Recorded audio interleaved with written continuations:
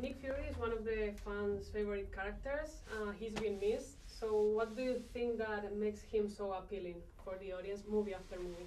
Uh, wow, I think, Nick is sort of like the guy who doesn't trust anything. And audiences kind of like his paranoia and how he kind of resists authority and kind of looks at them like, nah, I'm doing it my way. So I think there's a great joy in seeing what Nick Fury thinks. And what was your first reaction when you saw this Nick Fury's young version on screen? I'm kind of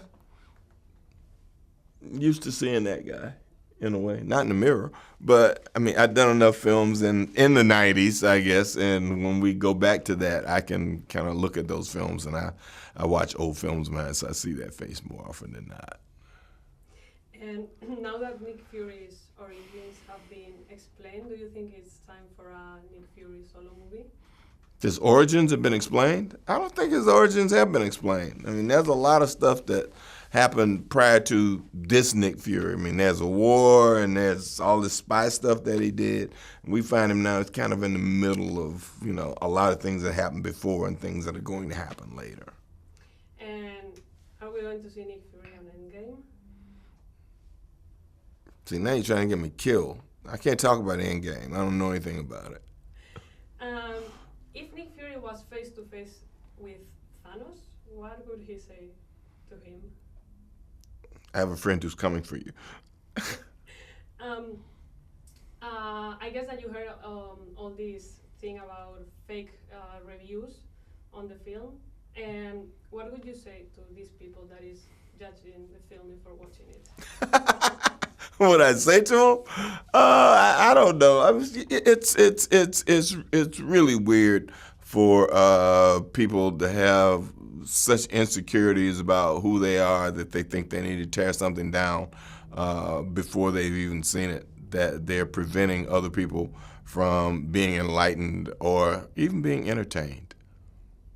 And well, besides feminist topic, there's some point in the movie that the Skrulls are compared to refugees. They are refugees. So there's a lot of real life issues on the movie. So what do you think that is the most powerful message of the film? The most powerful message of the film is that war has consequences. And most of those consequences involve the innocent people who aren't even, combatants. They're non-combatants. That